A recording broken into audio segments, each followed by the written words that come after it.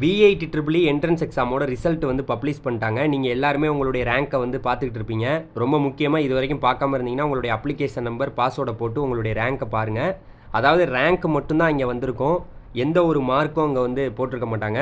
அதாவது நீங்கள் ரேங்கை பார்த்த உடனேயே உங்களுக்கு வந்து பார்த்தீங்கன்னா எந்தெந்த டேட்டில் நீங்கள் வந்து பார்த்தீங்கன்னா எந்த ஃபேஸில் இருக்கீங்க, உங்களுக்கு எப்போ வந்து பார்த்தீங்கன்னா கவுன்சிலிங் வந்து எப்போ வந்து நீங்கள் ஃபீஸ் பேமெண்ட் பண்ணுற மாதிரி இருக்கும், சாய்ஸ் ஃபில்லிங் எப்போ பண்ணுற மாதிரி இருக்கும், எல்லா இன்ஃபர்மேஷனுமே அதில் கொடுத்துருக்காங்க. 1,00,000 ரேங்க்குள்ளே இருந்தால் தான் நீங்கள் V8 வேலூர், V8 சென்னையெல்லாம் வந்து நீங்கள் ட்ரை பண்ண முடியும் அப்படிங்கிறது அவங்க முன்னாடியே சொல்லியிருந்தாங்க. மாணவர்கள் உங்களுடைய ரேங்க் என்னங்கிறத கமெண்ட் செக்ஷனில் மென்ஷன் பண்ணுங்கள். அதுக்கடுத்து வந்து பார்த்தீங்கன்னா கவுன்சிலிங் இன்ஸ்ட்ரக்ஷன்ஸ்லாம் வந்து பார்த்தீங்கன்னா 4/5/2025 அன்றைக்கி நாங்கள் கொடுக்குறோம் அப்படின்னு அதில் வெப்சைட்டில் கொடுத்துருக்காங்க. ஸோ அதுக்கடுத்து வந்து பார்த்தீங்கன்னா ரொம்ப முக்கியமாக கவுன்சிலிங் ஃபீஸ் வந்து நீங்கள் ஒரு பேமெண்ட் பண்ணுற மாதிரி இருக்கும். ஒரு 5,000 கிட்ட நீங்கள் ஃபஸ்ட்டு வந்து கவுன்சிலிங்க்குன்னு ஃபேஸ் வந்து பார்த்தீங்கன்னா நீங்கள் ஃபீஸ் வந்து பே பண்ணணும். பே பண்ணிவிட்டு தான் நீங்கள் சாய்ஸ் ஃபில்லிங் இதெல்லாம் பண்ணுற மாதிரி இருக்கும். ஸோ அதனால் வந்து அதை பார்த்துக்குங்க. அது வந்து நீங்கள் அதில் டேட்டு கொடுத்துருக்காங்க. இப்போ ரொம்ப முக்கியமாக நீங்கள் கவனிக்க வேண்டியது, இங்கே ஒரு 5 ஃபேஸாக வந்து பார்த்திங்கன்னா இந்த கவுன்சிலிங்கை நடத்துவாங்க. அதில் வந்து பார்த்திங்கன்னா அதாவது ரேங்க் ரேஞ்ச் வந்து பார்த்திங்கன்னா கொடுத்துருக்காங்க. அந்த ஃபேஸ் 1 வந்து 20,000 ரேங்க்கில் உள்ளவங்க தான் சாய்ஸ் ஃபில்லிங் பண்ணலாம், அவங்களுக்கான டேட்டெல்லாம் கொடுத்துருக்காங்க. ஃபேஸ் 2 வந்து 20,000 ரேங்க்லேருந்து 45,000 ரேங்க் வரைக்கும் இருக்கிறவங்க ஃபேஸ் 2ல் சாய்ஸ் ஃபில்லிங் பண்ணலாம். ஃபேஸ் 3ல் வந்து பார்த்திங்கன்னா 45,000 ரேங்க்லேருந்து 70,000 ரேங்க்கில் உள்ளவங்க சாய்ஸ் ஃபில்லிங் பண்ணலாம். ஃபேஸ் 4ல் வந்து 70,000 ரேங்க்லேருந்து 1,00,000 ரேங்க்குள்ளே இருக்கிறவங்க சாய்ஸ் ஃபில்லிங் பண்ணலாம். ஃபேஸ் 5 வந்து பார்த்திங்கன்னா 1,00,000 ரேங்க்குக்கு மேலே இருக்கிறவங்க எல்லாம் சாய்ஸ் ஃபில்லிங் பண்ணலான்னு கொடுத்துருக்காங்க. அதில் கவுன்சிலிங் ஃபீஸ் பேமெண்ட் வந்து நீங்கள் எந்த டேட்டுக்குள்ளே பண்ணணும், அதாவது வந்து பார்த்திங்கன்னா உங்களுக்கு ஃபஸ்ட்டு ஃபேஸ்னா 6/5/2025, ஃபேஸ் 2னா 15/5/2025, ஃபேஸ் 3னா 26/5/2025, ஃபேஸ் 4னா 6/6/2025, ஃபேஸ் 5னா 17/6/2025 அப்படின்னு கொடுத்துருக்காங்க. அப்புறம் நீங்கள் சாய்ஸ் ஃபில்லிங் எந்தெந்த டேட்டில் வந்து பார்த்திங்கன்னா பண்ணணும் அப்படிங்கிற விவரங்கள் கொடுத்துருக்கு. ஃபேஸ் 1னா 9/5/2025, ஃபேஸ் 2னா 17/5/2025, ஃபேஸ் 3னா 28/5/2025, ஃபேஸ் 4னா 8/6/2025, ஃபேஸ் 5னா 19/6/2025 அப்படின்னு கொடுத்துருக்காங்க. சீட் அலாட்மெண்ட் வந்து உங்களுக்கு என்றைக்கு கிடைக்கும், அதுக்கப்புறம் நீங்கள் அட்வான்ஸ் ஃபீஸ் பேமெண்ட் வந்து நீங்கள் ஒன்று பேமெண்ட் பண்ணுற மாதிரி இருக்கும். அதுக்கப்புறம் நீங்கள் பேலன்ஸ் பேமெண்ட்டு எப்பப்போ எந்த டேட்டுக்குள்ளே பண்ணணும் அப்படிங்கிற விவரங்கள் இதில் கொடுக்கப்பட்டிருக்கு. இந்த டேட்டின் அடிப்படையில் தான் நீங்கள் சாய்ஸ் ஃபில்லிங் பண்ணுற மாதிரி இருக்கும்.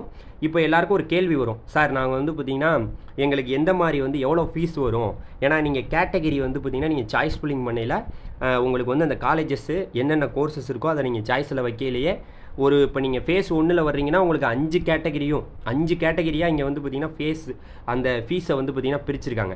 அந்த விவரங்கள் நான் சொல்கிறேன். இந்த டேட்டெல்லாம் நீங்கள் கரெக்டாக நோட் பண்ணி பார்த்துக்குங்க. உங்களுக்கு எந்த டேட்டில் வருதோ நீங்கள் அந்த ரேங்க்குள்ளே இருந்தீங்கன்னா அந்த ரேங்க்குள்ளே இருந்தீங்கன்னா அந்த டயத்தில் நீங்கள் சாய்ஸ் ஃபில்லிங் பண்ணுற மாதிரி இருக்கும்.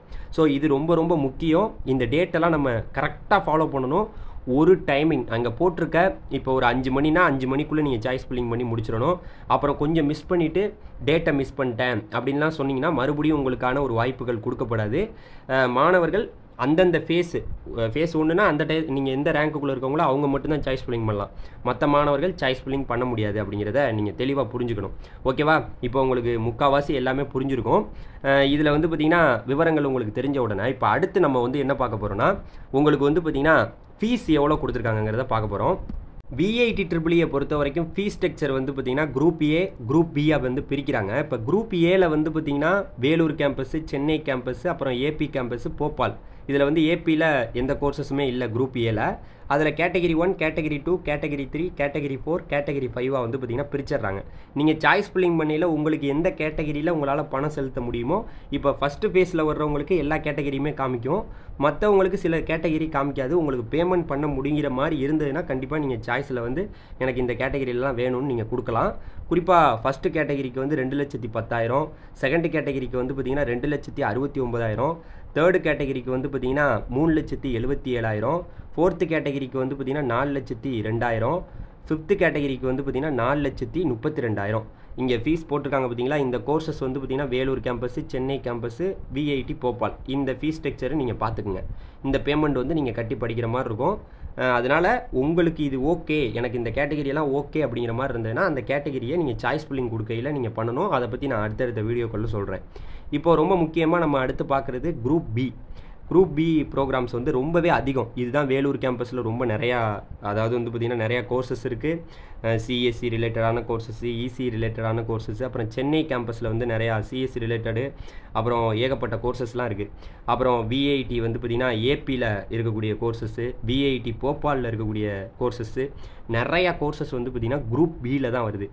இதுக்குன்னு செப்பரேட்டாக வந்து பார்த்திங்கன்னா ஒவ்வொரு கேட்டகரியாக பிரிச்சிருக்காங்க. சாய்ஸ் ஃபில்லிங் நீங்கள் வந்து பார்த்திங்கன்னா தெளிவாக கொடுக்கணும். உங்களுக்கு எந்த மாதிரி கோர்சஸ்லாம் வேணும் அப்படிங்கிறத நீங்கள் ஆர்டர் வைஸ் வைக்கிற மாதிரி இருக்கும். இங்கே கேட்டகிரி பொறுத்து மாறும். இப்போ வந்து பார்த்திங்கன்னா குரூப் பியில் வந்து பார்த்திங்கன்னா கேட்டகிரி 1க்கு வந்து பார்த்திங்கன்னா 1,98,000, கேட்டகிரி 2க்கு 3,07,000, கேட்டகிரி 3க்கு வந்து பார்த்திங்கன்னா 4,05,000, கேட்டகிரி 4க்கு வந்து பார்த்திங்கன்னா 4,48,000, கேட்டகிரி 5க்கு வந்து பார்த்திங்கன்னா 4,93,000 ஃபீஸ் வாங்குறாங்கங்கிறத இதில் கொடுத்துருக்காங்க. இதுதான் விவரங்கள். அதனால் மாணவர்கள் வந்து பார்த்திங்கன்னா உங்களுக்கு எந்த கேட்டகிரி வேணுங்கிறதெல்லாம் நீங்கள் அப்பப்போ இது பண்ணுற மாதிரி இருக்கும். ஃபேஸ் 1ல் சில கேட்டகிரியை நீங்கள் ஒரு கோர்ஸுக்கு நீங்கள் 5 கேட்டகிரியுமே நீங்கள் சூஸ் பண்ணிக்கலாம். அப்படியெல்லாம் இருக்கும். 2வது ஃபேஸு 3வது ஃபேஸு இதிலலாம் வந்து பார்த்திங்கன்னா சில கேட்டகிரியை நீங்கள் உங்களுக்கு அதில் எடுத்துட்டாங்கன்னா உங்களுக்கு கிடைக்காம போகும். நீங்கள் அடுத்தடுத்த கேட்டகிரியை நீங்கள் சூஸ் பண்ணிக்கிற மாதிரி இருக்கும். அது சாய்ஸ் ஃபில்லிங், அது நம்ம அப்புறம் பேசிக்கலாம். ரொம்ப முக்கியமாக மாணவர்களே, விஐடியை பொறுத்த வரைக்கும் உங்களுக்கு இந்த என்ட்ரன்ஸ் எக்ஸாமில் ஒரு வேளை உங்களுக்கு நல்லா பின்னாடி போச்சு, எனக்கு ரேங்க்கு ஒன்றும் பண்ண முடியலை அப்படின்னா கண்டிப்பாக வந்து பார்த்திங்கன்னா நீங்கள் என்ன வழியாக போகலாம், எம்டெக் இன்டகிரேட்டட் கோர்ஸ் வந்து பார்த்திங்கன்னா இங்கே இருக்குது. அதுலேயும் நீங்கள் படிக்கலாம். அதுக்கு வந்து பார்த்திங்கன்னா நீங்கள் 12th மார்க்கை வச்சு உங்களுக்கு அட்மிஷன் கொடுக்குறாங்க. ஸோ இந்த கவுன்சிலிங் பற்றின இன்ஃபர்மேஷன், ஷெட்யூல் எல்லாமே வந்து பார்த்திங்கன்னா கொடுக்க போகிறாங்க. சாய்ஸ் ஃபில்லிங் நீங்கள் பண்ணிக்கலாம். உங்களுக்கு எந்த உதவிகளாக இருந்தாலும் நம்மளுடைய விஐடிக்கே தொடர்பு கொண்டு எந்த கேள்விகளாக இருந்தாலும் கேட்கலாம். ஃபர்தரான டவுட்ஸ் ஏதாவது இருந்ததுன்னா நேரடியாக நம்மக்கிட்ட நீங்கள் கேட்கலாம். அதுக்கு வந்து நம்மளுடைய நம்பர் வந்து டிஸ்கிரிப்ஷனில் இருக்குது. நீங்கள் எந்த கேள்விகளாக இருந்தாலும் வாட்ஸ்அப்பில் மெசேஜ் பண்ணி நம்மக்கிட்ட கொஸ்டின்ஸ் கேட்கலாம்.